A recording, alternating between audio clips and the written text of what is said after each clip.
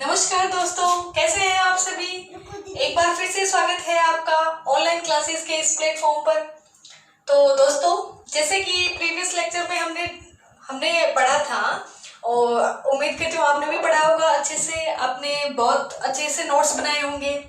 तो दोस्तों, हमने पढ़ा था किस प्रकार से भौगोलिक ज्ञान का विकास हुआ। तो हम पढ़ रहे थे भूगोल का इतिहास। बेसिकली अभी तक हमने इतिहास पढ़ा। अभी दोस्तों हम क्या करेंगे कि जैसे कि आपको हेडिंग दिख पा रही है, प्राचीन भारतीय भौगोलिक ज्ञान का विकास किस प्रकार से हुआ, हमारी ये हेडिंग है। उससे पहले मैं आपको बताना चाहती हूँ कि प्रीवियस लेक्चर था वो इम्पोर्टेंट था, इस दृष्टि से इम्पोर्टेंट था कि कई बार क्या होता है कि इससे पहले भी कुछ क्वेश्चंस पुट अप हो सकते हैं। जैसे कि चैल्डियन साम्राज्य पढ़ा था हमने कल, पर्शियन साम्राज्य पढ़ा था, यहूदी साम्राज्य पढ़ा था। तो दोस्तों हमें पता होना चाहिए कि हाँ, फारस की खाड़ी है, इसके इस तटवर्ती भाग में ये सभ्यता विकसित हुई थी। तो इस प्रकार से कई बार क्वेश्चंस पुट अप हो जाते हैं, तो हमें उसका भी नॉलेज होना चाहिए। चलिए दोस्तों, प्रीवियस लेक्चर को भी आपने खूब एंजॉय किया होगा। इसी आशा के साथ एक नया लेक्चर अभी स्टार्ट होने जा रहा है आपके सामने। तो दोस्तों, इससे भी पहले ये प्राचीन भारतीय भौगोलिक ज्ञान का विकास हुआ, उससे भी पहले हम एक देखना चाहेंगे कि किस प्रकार से, जैसे कि एक भाग में ऐसे डिवाइडेशन करना चाहिए अपने कि इससे पहले हाँ ये भौगोलिक ज्ञान था, इस टाइम ये था, इस टाइम ये था। इस प्रकार से आप देखें तो आप पाएंगे कि आपकी स्क्रीन पे एक आ रहा होगा। तो आप देख पा रहे होंगे कि भौगोलिक विचारधारा के विकास का जो क्रम है उसको हम देखें, उसको अगर हम भागों में विभाजित करें तो आप पाएंगे कि उसमें सबसे पहले अति प्राचीन, फिर मध्यकाल, फिर आधुनिक, फिर समकालीन। आप देख पा रहे होंगे भौगोलिक विचारधारा के विकास का क्रम। तो दोस्तों इसको हमने 4 भागों में बांटा है, अति प्राचीन, मध्यकाल, आधुनिक और समकालीन। अति प्राचीन काल है वो है 1200 ईसा पूर्व का, और 1200 ईसा पूर्व का जैसे कि हमने प्रीवियस लेक्चर में बात करी थी, तो उसमें उस अति प्राचीन काल को हम फिर 4 भागों में बांट सकते हैं। तो उसमें आएगा मिस्र, सुमेरियन, फोनिशियन, ये आ गया एक भाग। एक 500 ईसा से प्राचीन आ गया, एक ग्रीक आ गया, फिर रोमन आ गए। इसी प्रकार से अति प्राचीन के बाद मध्यकाल को फिर हम बांट सकते हैं 800 से 1400 और फिर 1400 से 1650। 800 से जो 1400 का काल था वो अरब में और यूरोप में अंधकार युग माना जाता है, जो कि हमने कल बात करी थी, डार्क एज भी बोलते हैं जिसको। वो था 500 ईसा पूर्व से 100 ईसा।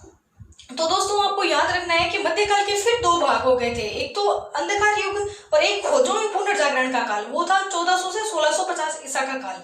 इसी काल में वास्को डी गामा ने, जो पुर्तगाली यात्री था, वो भारत आया था, और इसी प्रकार से बहुत सारी खोजें हुई थी। तो इसे खोजों में पुनर्जागरण का काल कहा गया था। बहुत सारे महान जो थे, जैसे अमेरिको था, उसने इसके अमेरिका की खोज करी थी। तो दोस्तों ये पुनर्जागरण का काल था, मतलब कि अंधकार युग से वापस निकले लोग और बहुत सारी खोजें करी, तो इसको खोजों में पुनर्जागरण का काल कहा गया। तो अति प्राचीन के बाद फिर मध्यकाल के बाद फिर आधुनिक काल को बोलते हैं 1800 से 1940, अपने स्वतंत्रता प्राप्ति से पहले का काल। इसमें 1857 की क्रांति आ जाती है और अंग्रेजों के मराठों के जो युद्ध थे वो आ जाते हैं, और बेसिकली इन मुगलों के पतन के बाद का काल है ये। तो फिर आ गया समकालीन, चौथा पार्ट हो गया समकालीन, द्वितीय विश्व युद्ध के बाद, जो कि वर्तमान में चल रहा है अभी। तो हमने पढ़ा कि भौगोलिक विचारधारा के विकास के जो क्रम थे उसको हम 4 भागों में बांट कर पढ़ सकते हैं, अति प्राचीन, मध्यकाल, आधुनिक और समकालीन। जैसा कि आप अपनी स्क्रीन पे देख पा रहे होंगे दोस्तों, तो आपको समझ में आ गया होगा कि हमें किस प्रकार से स्टडी करनी है दोस्तों। तो आप अच्छे से देख पाए होंगे, स्क्रीन पे जो आपके आ रहा है उससे आप अच्छे से पता लगा पाए होंगे। तो चलिए दोस्तों, अभी हम देखते हैं कि प्राचीन भारतीय भौगोलिक ज्ञान का विकास किस प्रकार से हुआ। अभी हम आज के लेक्चर में देखेंगे कि भारत में किन किन विद्वानों ने, भूगोलविदों ने, या फिर जो भी अपने थे धर्म के अकॉर्डिंग थे, पहले धर्म का सर्वोच्च स्थान था अपने सामाजिक जीवन में, तो धर्म के अनुसार इनकी विकसित हुए, उन्नति हुई, प्रगति हुई। तो दोस्तों धर्म के साथ साथ विज्ञान का कह सकते हैं हम, भूगोल का, इतिहास का इनका विकास हुआ। तो दोस्तों अभी हम देखते हैं प्राचीन भारतीय भौगोलिक ज्ञान। प्राचीन भारतीय भौगोलिक ज्ञान में हम क्या पढ़ेंगे कि हमें इसके सोर्स कहाँ से मिल रहे हैं। हमें इसके सोर्स मिल रहे हैं कि जो अपने पुराने ग्रंथ थे, पांडुलिपियां थी, मूलतें जो लिखी हुई थी या फिर पत्थर पे जो शिलालेख है उनसे, पुराणों से, अपने जो भी आदि ग्रंथ है, पुराने ग्रंथ है, उनसे हमको इनकी जानकारियां मिल रही है। तो दोस्तों अभी हम देखते हैं कि प्राचीन भारतीय भौगोलिक ज्ञान में पुराणों में 7 द्वीप वर्णित किए गए थे पुराणों में। अभी क्या है कि इनमें थोड़ा सा इनमें हम थोड़ा सा ऐसे पाएंगे कि सभी विद्वानों की राय अलग अलग है। तो दोस्तों अलग अलग इस प्रकार से है कि कुछ जो विद्वान हैं, विदेशी लोग हैं, उन्होंने इस एरिया को अलग से नोटिफाई किया है। SM अली है जिन्होंने इस पे बहुत सारा काम किया है। तो है ना, इनमें क्या है कि थोड़ा थोड़ा डिस्प्यूट रहता है कि हाँ ये पर्टिकुलर एरिया नहीं है। फिर भी आप अपनी स्क्रीन पर देख पा रहे हैं, आप अपनी स्क्रीन पर अच्छे से देख पा रहे होंगे कि किस प्रकार से हम इसको और अच्छे से समझ सकते हैं ना। तो दोस्तों आपकी स्क्रीन पर आ रहा होगा ये डायग्राम, आप देख पा रहे होंगे अच्छे से। तो इस डायग्राम को देखते हुए आपको जो मैं बात बोल रही हूँ आपको टेली करने की, हाँ आपको समझ में आ रहा है। तो दोस्तों आप देखिए कि पुराणों में 7 वर्णित मुख्य 7 द्वीप हैं। इसके अलावा इनके सब पार्ट हो सकते हैं, पर मुख्यतः जो है जिन पे सभी की एक रहे वो हम देख लेते हैं ना।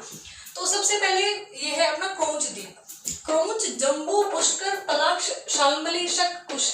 थोड़ा थोड़ा हो सकता है कि इनके नाम में भी थोड़ा आपको कहीं ना कहीं कुछ मिल जाए, हिंदी इंग्लिश में भी वेरिएशन मिल जाए, पर अप्रोक्सीमेट आप मान के चलना ना लमसम थोड़ा सा कि हाँ क्रोंच है, जम्बू, पुष्कर, पलाक्ष को कहीं पलाश भी लिखा आ जाता है, शाल्मली को शालमन भी आ जाता है, शालमल भी आ जाता है। तो इस हिसाब से आप थोड़ा ध्यान रखना ना, शाल्मली, शक, कुश, तो इस प्रकार से। तो दोस्तों एक अप्रोक्स आइडिया लगा लेते हैं हम। आप मैप देख पा रहे हैं और मैप में देख के आप टैली कर सकते हैं कि मैं जो बोल रही हूँ कि हाँ आप मैप में देखिए कि हाँ क्रोंच द्वीप का जो एरिया है वो आप देख पा रहे होंगे, वहां लिखा है। तो दोस्तों क्रोंच द्वीप है वो यूरोप जो महाद्वीप है जिसका स्कैंडिनेविया प्रदेश है, जिसमें आप देख पा रहे होंगे स्कैंडिनेविया प्रदेश में वो जो सारा प्रदेश है उत्तरी सागर के ऊपर वाला जो एरिया है वो। तो दोस्तों इसमें स्कैंडिनेविया प्रदेश आता है क्रोंच द्वीप में। बेसिकली स्कैंडिनेविया प्रदेश के भी 3 भाग हैं, फिर उसके नीचे नीदरलैंड, एम्स्टर्डम, वो सब आपको मिलेगा। तो आप देख पाएंगे क्रोंच द्वीप की लोकेशन देख पा रहे होंगे आप मैप में। अब दोस्तों जम्बू द्वीप था वो बिगेस्ट लार्जेस्ट द्वीप था और इसमें मध्यवर्ती यूरेशिया जैसे कि ये क्रोंच द्वीप हो गया ना स्कैंडिनेविया प्रदेश के, फिर बीच में फिर जम्बू द्वीप आ गया, जैसे कि आप मैप में देख पा रहे हैं जम्बू द्वीप में भारत भी शामिल था, यूरोप और एशिया का थोड़ा सा बीच वाला जो पार्ट है ना, जैसे कि हम उसको बोल सकते हैं इतना ज्यादा वो आबादी वाला प्रदेश तो नहीं है, पर उसमें खनिज संपदा काफी ज्यादा है।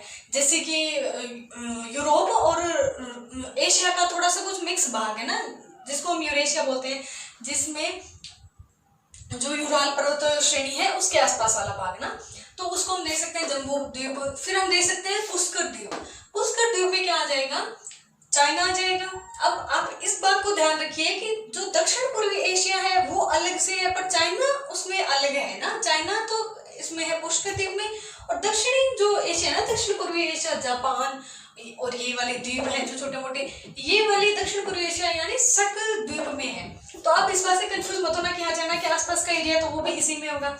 हाँ हो सकता है, कुछ जो विद्वान है उनकी राय में हो सकता है, पर नॉर्मल से एक हम जनरल कंक्लूजन लेके चले ना तो इस प्रकार से ये है कि अगर पुष्कर द्वीप आएगा तो उसमें मेजर पोर्शन है वो साइबेरिया का, फिर मंगोलिया का और फिर चाइना का। साइबेरिया का नाम आते ही अपने माइंड में क्या स्ट्राइक करता है, जो परमाफ्रोस्ट तुषार भूमि, हमबोल्ट ने ये शब्द दिया था परमाफ्रोस्ट। तुषार भूमि का मतलब होता है कि वर्ष भर जमी रहने वाली परत, बर्फ से जमी रहने वाली परत।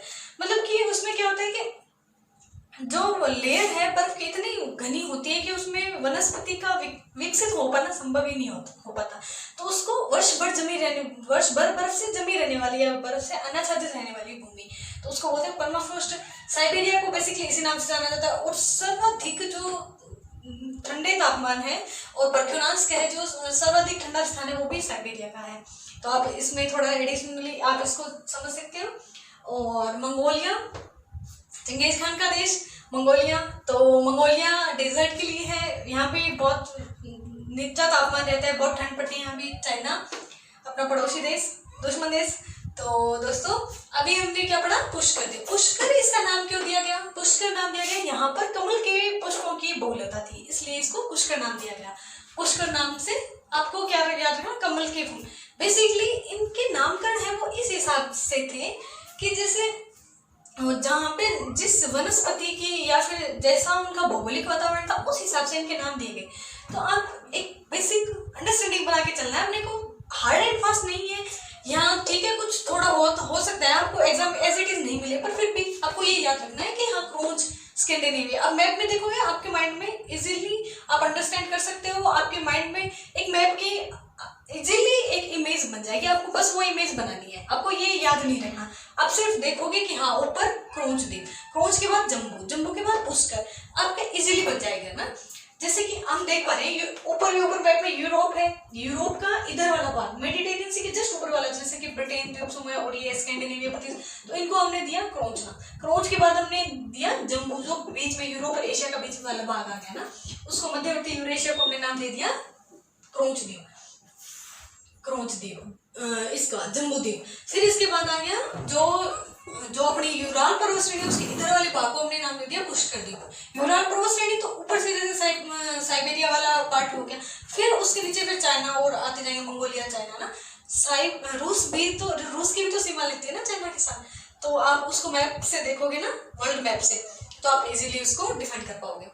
अब देखिए दोस्तों, पलाक्ष द्वीप, पलाक्ष द्वीप है मेडिटेरियन सी, मेडिटेरियन सी भूमध्य सागर के आसपास का, और इसकी जलवायु इसको इस हिसाब से ना, इसका एग्जैक्ट ये नहीं है कि भाई मेडिटेरियन सी के आसपास की लोकेलिटी है, पर इसमें ऐसा लिखा हुआ था ग्रंथों में कि यहाँ की जलवायु बहुत सुखद है, सुखद, ना ठंडी है ना गर्म है, और रसदार फलों की खेती होती है, इस प्रकार से। तो इस हिसाब से, इस बेसिस पे ये बताया गया कि ये भूमध्य सागरीय जलवायु वाला प्रदेश होगा, यानी भूमध्य सागर के आसपास का क्षेत्र होगा। तो ये हो गया। अब दोस्तों देखिए शाल्मली, शाल्मली जो द्वीप है वो मध्यवर्ती अफ्रीका का भाग है जहां मानसूनी जलवायु पाई जाती है। अब मानसूनी जलवायु मध्यवर्ती अफ्रीका में कहाँ पाई जाती है बताइए आप? सोमालिया वाला जो भाग है ना, सोमालिया, फिर यहाँ से भारत के मानसून की उत्पत्ति होती है, अपने इधर वाला जो मानसून है, तो कन्याकुमारी जो है ना वेस्टर्न घाट से, तो वहीं से मानसून की ओरिजिन होती है, हिंद महासागर में एक पॉइंट बनता है वहां से।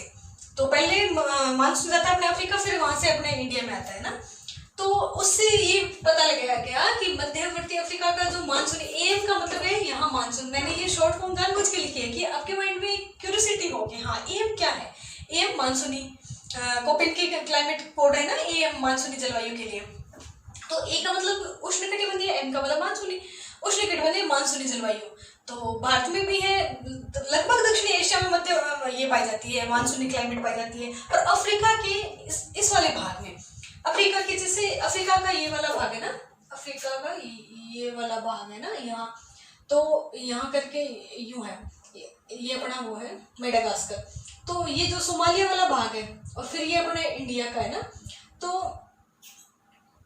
तो यहाँ से अपने ये वाला जो पार्ट है ना, यहाँ मानसूनी क्लाइमेट है सारे में। तो इसको हम इजीली डिस्क्राइब कर सकते हैं कि अफ्रीका में मानसूनी क्लाइमेट यहाँ पाई जाएगी, क्योंकि अफ्रीका में ऊपर कहीं भी ना मानसूनी क्लाइमेट नहीं है। यहाँ CS है, मेडिटेरियन है।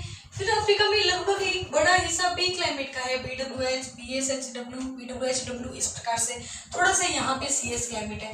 तो बेसिकली AM क्लाइमेट यही है अफ्रीका में। तो इससे हम एक ये आइडिया लगा सकते हैं बेसिकली कि हाँ ये वाला पोर्शन है। तो दोस्तों आप देख पा रहे हैं शाल्मली द्वीप की लोकेशन कहाँ देख पा रहे हैं आप? मध्यवर्ती अफ्रीका में। आप अच्छे से मैप के थ्रू अंडरस्टैंड कर सकते हैं इसको। फिर आप देख पा रहे हैं शक द्वीप। शक द्वीप है दक्षिण पूर्वी एशिया। दक्षिण पूर्वी एशिया में जो द्वीप समूह है वो भी आ जाते हैं। दक्षिण पूर्वी एशिया में मलेशिया, कंबोडिया या कंबोजिया जिसका पुराना नाम था, मलय प्रायद्वीप, ये सारी चीजें आ जाती है ना। इंडोनेशिया, जावा, ये सारा इसमें आ जाता है दक्षिण पूर्वी एशिया में। तो ये था शक द्वीप। अब हम देख रहे हैं कुश द्वीप। कुश द्वीप में अरब प्रायद्वीप। अरब प्रायद्वीप में आप देख पाएंगे दोस्तों, अरब प्रायद्वीप कुश द्वीप का हिस्सा था। कुश द्वीप, इसका कुश नाम किस लिए पड़ा? क्योंकि यहाँ पे कुशा था, कुशा की प्रधानता थी। कुशा एक प्रकार की घास मान सकते हैं अपने बेसिकली। तो इनके सबके नाम वनस्पति या फिर वहाँ की कोई भौगोलिक कोई विशेषता थी, उस हिसाब से इन सबके नाम पड़े दोस्तों। तो आप बेसिकली अंडरस्टैंडिंग बनाइए मैप के थ्रू और आप इजीली याद रख पाएंगे। अच्छा, अब देखिए, अब इन जो द्वीप थे इनसे संबंध कुछ सागर भी थे, तो अपने को उनका भी थोड़ा नॉलेज होना जरूरी है। एग्जैक्ट आपको लोकेशन नहीं पता, किसी को नहीं पता, ना ही इन पे कोई विवाद किया जा सकता है।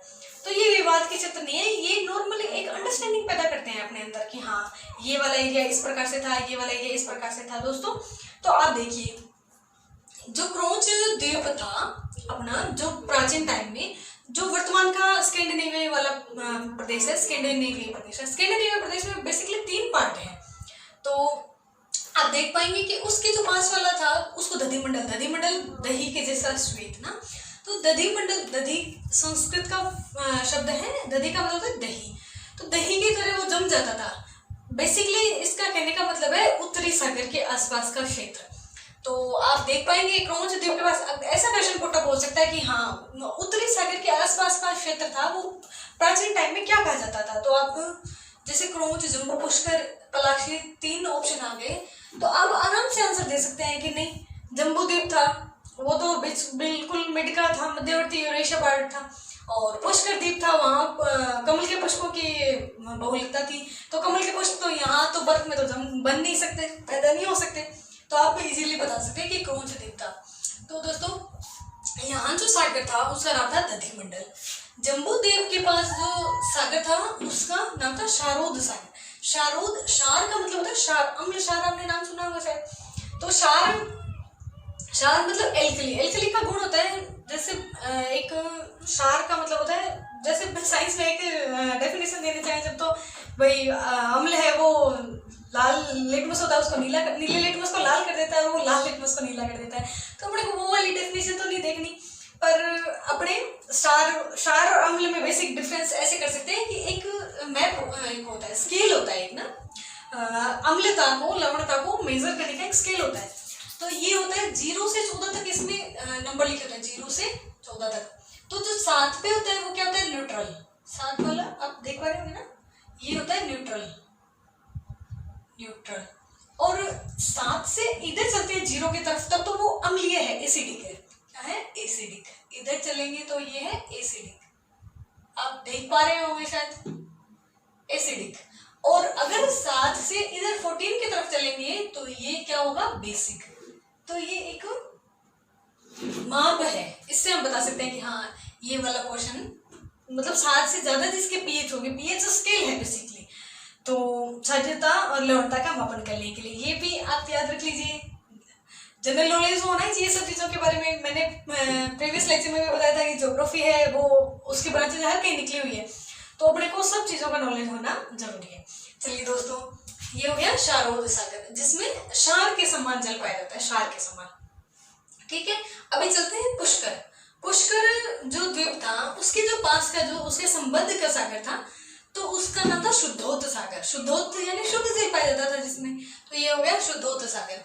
अब आया पलाक्ष द्वीप के जो संबंध सागर था उसका नाम था इक्षुरोद सागर। इक्षु का मतलब होता है शर्करा मीन्स चीनी या फिर गन्ने की जो मिठास है, या ईख होती है ना, ईख, उससे भी इक्षु शब्द का प्रयोजन लिया जा सकता है। तो यानी कि मीठा जल वाला क्षेत्र है ना, तो इक्षुरोद सागर।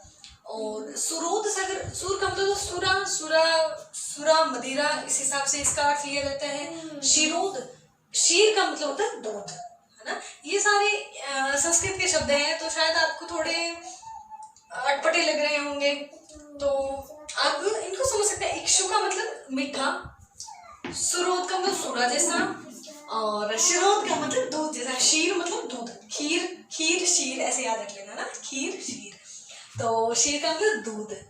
और घृत का मतलब घी होता है, आपको पता ही है, घी, सुरा। और इक्षु का मतलब ईख जैसा या मीठा या शर्करा जैसा लिख देते ना, शर्करा आपको दिखाई देता होगा, शर्करा जैसा। और शुद्धोद का शुद्ध, क्षार ना, क्षार। दधी का मतलब दही, यहाँ लिख देती हूँ, दधी का मतलब दही। अच्छा दोस्तों, अब देखते हैं, हमने इन सब का देख लिया, और जब हम क्वेश्चंस पुटअप करेंगे ना इनके ऊपर, तो आपके सारे डाउट्स क्लियर हो जाएंगे। आप ये मत सोचना फर्स्ट लेक्चर से लेकर जहाँ आपका क्वेश्चन ये टॉपिक एक होगा कंप्लीट, वहां तक आपको अच्छे से अच्छे क्वेश्चन मिलेंगे। हर लेक्चर में से क्वेश्चन पुटअप होंगे और जितने भी अच्छे क्वेश्चंस का कलेक्शन है वो आपको प्रोवाइड कराया जाएगा। तो आप टेंशन मत लीजिए कहाँ से क्वेश्चन बनेंगे, कैसे क्वेश्चन बनेंगे। उसमें प्रीवियस क्वेश्चंस भी होंगे और जो नए क्वेश्चंस बन सकते हैं, अच्छे लेवल के क्वेश्चन बन सकते हैं, वो भी आपको मिलेंगे। तो डोंट वरी, अच्छे से पढ़िए, मन लगा के पढ़िए। आपके पास कोई बुक है तो उसमें से देख लीजिए, टैली कर लीजिए इन चीज़ों को ना, क्योंकि हो सकता है मेरे पास जो बुक्स हैं उनमें ये लिखा हो, आपके पास कुछ अलग हो, तो मुझे भी कमेंट्स में आप बता सकते हो, मुझे भी कुछ नॉलेज होगा। तो दोस्तों चलिए अपने कंटिन्यू करते हैं। इसके बाद हम देखते हैं कि जैसे ना इसमें एक चीज़ और भी थी कि अपने जो प्राचीन ग्रंथ थे उनमें बहुत सारे क्या थे कि ना ये लिखे हुए थे, पर्वत भी लिखे हुए थे ना, हिमवंत, हिमवान, नील, ऐसे करके पर्वत भी लिखे हुए थे दोस्तों। पर उनका भी क्या है कि फिक्स नहीं है कि हाँ ये वाला ही पर्वत था, निषाद, ये कैलाश पर्वत। तो अगर आपको एक्स्ट्रा जानने में रुचि है तब तो ठीक है, पर अगर अपने एग्जाम में नहीं आ रहा है तो इस हिसाब से अपने एग्जाम के एक क्राइटेरिया बना के चले ना कि हाँ एग्जाम में ये पूछा जा रहा है, तो अपने उसको तो एटलीस्ट डिस्कस करें। तो चलिए दोस्तों, आपको वो मतलब पर्वत भी मिल जाएंगे। अब देखते हैं नदियां और उनके प्राचीन नाम, इनमें से अच्छे क्वेश्चंस पुटअप होते हैं, तो आप देख लीजिए इनको अच्छे से और आप याद भी कर लीजिए इनको। और इनके लोकेशन तो हमको सबके पता है क्योंकि बेसिकली हम इनको पंचनद में पढ़ लेते हैं। और बेसिकली ये बहुत इंपॉर्टेंट नदियां हैं, इन पे अच्छी अच्छी परियोजना भी चल रही है। जब हम इंडिया की ज्योग्राफी पढ़ेंगे तो हम बहुत अच्छे अच्छे जो भी डैम्स हैं, जो भी प्रोजेक्ट चल रहे हैं इन पे, जो भी अंतर्राष्ट्रीय या फिर इंटरनेशनल जो भी प्रोजेक्ट हैं उन पे, उन सब की बातें करेंगे अपने उस पर। तो दोस्तों अब हम देखते हैं कि अर्जिकी नाम था, प्राचीन नाम था, वो सिंधु नदी का था। सिंधु नदी, इंडस रिवर, तो आपको बेसिकली ये याद रखना है ना, और आपको याद होगा भी, है ना, आपको याद होगा ये क्योंकि आपने बहुत बार पढ़ा हुआ है ये। तो अर्जिकी, सिंधु, परुशेणी, रावी, मैं एक बार बोल देती हूँ ताकि आपको ये नहीं लगे कि हाँ ये बताया नहीं ना। तो परुशेणी रावी को कहा जाता था, सतुत्री सतलुज नदी को कहा जाता था, वितस्ता और झेलम, यहाँ सिकंदर युद्ध करने आया था ना, झेलम नदी को पार नहीं कर पाता। अच्छा, फिर अस्किनी चिनाब और विपाशा व्यास, अच्छे से पढ़ेंगे इन सब नदियों को। पर अभी आपको क्या है कि एक याद रखना है, वितस्ता झेलम आपको याद रह जाएगा, और परुशेणी रावी, सतुद्री, सतलुज 2 बार देखोगे आप इनको याद हो जाएगा। आप अच्छे से स्क्रीनशॉट ले सकते हैं इसका, तो आप देख पाएंगे अच्छे से। अभी हम क्या पढ़ रहे हैं और आगे, ये हमने पढ़ लिया, द्वीप पढ़ लिए, सागर पढ़ लिए, नदियां पढ़ ली। अब हम पढ़ेंगे कि भारत में भूगोल शब्द का प्रथम प्रयोग कहाँ हुआ था, अत्रेय ब्राह्मण में पृथ्वी का आकार क्या बताया गया है, और कुछ अन्य जो स्रोत हैं उनमें अपने भूगोलिक ज्ञान का विकास किस प्रकार से हुआ, उनके प्रूफ कहाँ मिलते हैं अपने को, वो पढ़ेंगे हम। तो दोस्तों भारत में भूगोल शब्द का प्रथम प्रयोग था वो सूर्य सिद्धांत में हुआ था, सूर्य सिद्धांत में। और अत्रेय ब्राह्मण जो ग्रंथ है उनमें पृथ्वी की शेप है वो गोलाकार बताई गई थी। ये भी आप एक इम्पोर्टेंट फैक्ट है, तो आप इसको याद रख सकते हो। और इसमें अन्य स्रोतों में देखते हैं अपने देश के भूगोल को या विश्व के भूगोल को जानने में कौन कौन से ग्रंथों का योगदान है, हमें वो चीज देखनी है। तो दोस्तों हम देखते हैं अन्य स्रोतों में सिंधु सभ्यता काल जो था 4000 से 1500 ईयर्स बिफोर क्राइस्ट। तो इसमें हम देखते हैं सिंधु सभ्यता काल में बहुत अच्छी विकसित सभ्यता थी, ये हम सभी को पता है। तो सिंधु सभ्यता में भी बहुत सारे स्रोत मिले हैं जिनसे जो नगरीय सभ्यता थी उसके तो प्रमाण है ही, उसके साथ ही बहुत सारी भौगोलिक वहाँ उनको नॉलेज था, तो उसका भी हमें पता चला है। भौगोलिक नॉलेज का हम किस प्रकार से कह सकते हैं कि अगर उन्हें भूगोल का या फिर उन्हें अन्य जो क्षेत्र थे, बेसिकली पुराने टाइम में भूगोल का मतलब ही ये होता था कि हाँ हमने कितना सारा क्षेत्र है उसको जान लिया है, और हम हमारे जैसे अगर कोई और सभ्यता है तो हम उनके साथ कम्युनिकेट कर पाए, उनसे व्यापार कर पाए, उनके संसाधनों का हम उपयोग कर पाए। तो बेसिकली ये मतलब था। तो सिंधु सभ्यता के जो लोग थे उनका व्यापार बहुत दूर दूर तक फैला था। मेसोपोटामिया ये वाली सभ्यता भी उसके समकालीन थी, तो वहां तक उनका व्यापार था। तो दोस्तों उनके साथ उनके अच्छे संबंध थे। इन बात के स्रोत कहाँ से मिलते हैं, वहाँ जो लेन देन होता था मुहरों का, तो उन पे जो मुहरें यहाँ मिली वो वहाँ पे मिली, तो उस प्रकार से हम टैली कर सकते हैं कि हाँ इनका उस टाइम में व्यापार होता था, और व्यापार में एक बहुत अच्छे लेवल का विकसित था। ऐसा नहीं था कि एकदम डम्ब कॉमर्स था, जैसा कि हेरोडोटस ने बताया था कि अफ्रीका के अफ्रीका के जैसे ना, उन्होंने तो सीधा यही कहा था कि अफ्रीका के तट पर है ना, अफ्रीका के समुद्र तट पर और ना ये होता है डंप कॉमर्स होता है, मूक व्यापार होता है, गूंगा व्यापार होता है। पर होता ये था कि सोने का आदान प्रदान करते थे, व्यापारी अपना सामान रख जाते थे और गूंगे उनको बदले में सोना दे जाते थे। ये कहानी हम हेरोडोटस वाले में पढ़ेंगे।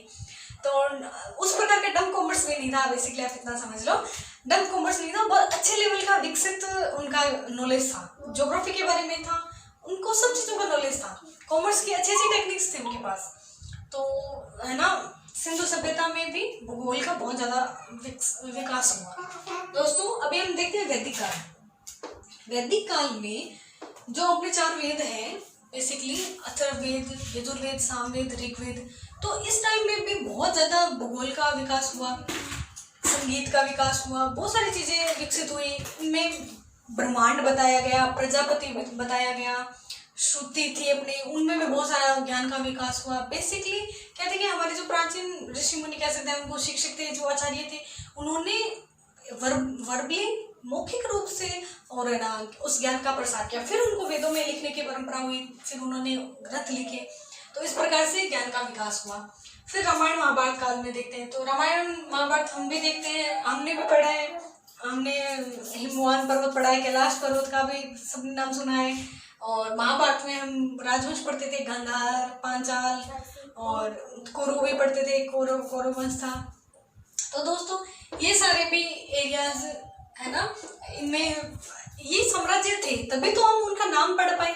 तो गांधार का वर्णन एक विद्वान ने भी किया था, है ना, आप आगे पढ़ पाएंगे।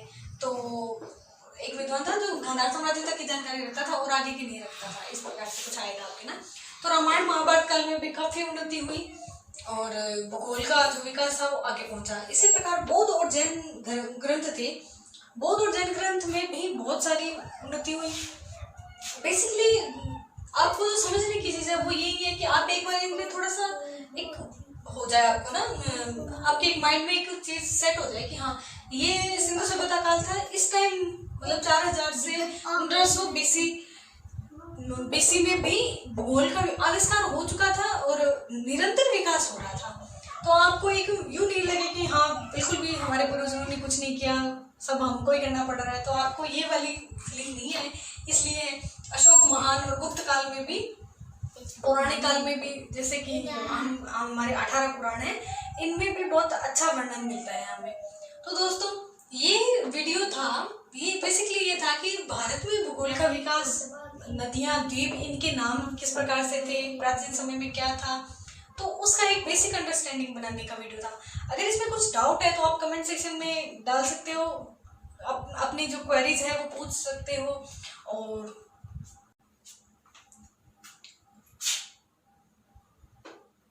प्रमुख प्राचीन भारतीय विद्वान जो हम अभी पढ़ रहे थे, उसमें ही आगे का ये थोड़ा सा टॉपिक है, इसके बाद ये अपना यहाँ टॉपिक कंप्लीट हो जाएगा। इसमें एशिया और इंडिया में जितना भी प्राचीन भौगोलिक विकास हुआ था वो चैप्टर अपना कंप्लीट हो जाएगा। इसके बाद हम रोमन, ग्रीक, यूनानी वो सब स्टार्ट करेंगे।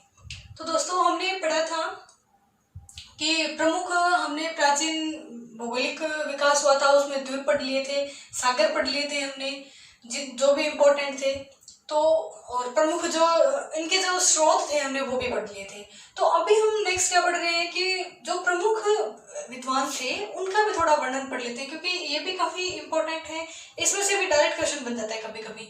तो उस पोर्शन से भी मैं कहूँगी ये ज्यादा इम्पोर्टेंट है। तो आपको ये 3-4 ही है मेन, तो इनको आप अच्छे से कर लें और इनको जो भी इनकी बुक्स हैं पर्टिकुलर वो तो आपको याद रखनी ही होगी। और हमें ये याद है ऐसा मैं मान रही हूँ, क्योंकि ये हमने बहुत बार पढ़ चुके हैं। हमने 11-12 से पढ़ना स्टार्ट किया था हमने, उससे भी पहले हम महापुरुषों की जीवनी में भी हमने छोटी क्लासेस में भी इनको पढ़ लिया था, तो ये हमें पता है। अब इन्हें देख लेते हैं कि इन्होंने किस बुक में क्या खास बात की थी, या फिर क्या जो इन्होंने मेजरमेंट दिया था परिधि का, व्यास का, तो वो हम इसमें देख लेते हैं। तो प्रमुख प्राचीन भारतीय विद्वान में सबसे पहले हम देख रहे हैं कि आर्यभट्ट के जो 2 ग्रंथ है उनको हमें याद रखना है, ज्योतिष सिद्धांत और सूर्य सिद्धांत। इसमें इन्होंने पृथ्वी की परिधि की माप बताई थी मील और किलोमीटर में, और साथ में चंद्र ग्रहण का कारण बताया था। चंद्र ग्रहण का कारण बताया था पृथ्वी पर छाया बनना, है ना। तो चंद्र ग्रहण का कारण बताया था, और साथ में ये क्या थे, खगोलज्ञ और गणितज्ञ थे। दोस्तों सबसे इम्पोर्टेंट बात है कि जितने भी प्राचीन विद्वान थे वो सब के सब या तो गणितज्ञ थे या खगोलज्ञ थे, भूगोलविद थे, ऐसा हम नहीं, हमें कहीं भी देखा हुआ या लिखा हुआ देखने को नहीं मिलेगा। क्योंकि खगोल में जो गणितज्ञ थे उनकी कैलकुलेशन अच्छी थी, तो कैलकुलेशन के अकॉर्डिंग वो बता देते थे कि इतने समय बाद ये चंद्र ग्रहण होगा, सूर्य ग्रहण होगा, तो ग्रहों की गति के नियम भी उनको पता थे। तो वो बेसिकली क्या थे, वो खगोलज्ञ थे। तो सभी जो है उनमें एक बात तो आपको कॉमन मिलेगी कि वो खगोलज्ञ होंगे या फिर गणितज्ञ होंगे या फिर दोनों होंगे, खगोलज्ञ और गणितज्ञ। तो आप ये बात एक मान के चलिए। दूसरा, वराहमिहिर। वराहमिहिर, इनका जन्म उज्जैन में हुआ था। इन्होंने बहुत सारे ग्रंथ लिखे थे, बृहन्जातिका ऐसे करके इन्होंने बहुत सारे ग्रंथ लिखे थे। पर अपने को जो ज्योग्राफी में जो अपने इम्पोर्टेंट है वो है पंच सिद्धांतिका। पंच सिद्धांतिका में जो ग्रंथ था वो खगोल विज्ञान का ग्रंथ था। इन्होंने कई सिद्धांत दिए, तो इस ग्रंथ का नाम ही पंच सिद्धांतिका। एक इनका जन्म भी पूछा जाता है कि किस, ऐसे आपको टाइम पीरियड दे दिए और मिलान करना दे दिए, तो आपको ये भी याद रखना होगा कि 5-6 BC के अराउंड इनका जन्म है। जन्म और ये समय हमें एक थोड़ा सा आइडिया होना चाहिए, एग्जैक्ट याद नहीं रख पाते, मुझे भी पता है, पर फिर भी हमें एक होना चाहिए कि हाँ इस टाइम में इनका ये इनका टाइम है ना। तो इसके बाद हम देख रहे हैं भास्कराचार्य। भास्कर, इनका जन्म हुआ था उज्जैन में, आप याद रख पाएंगे शायद, उज्जैन में। उज्जैन महाकाल का नगर है ना, नगरी उज्जैन में। और भास्कराचार्य का जन्म हुआ था बीजापुर में, बीजापुर में। तो आप ये भी याद रख सकते हैं।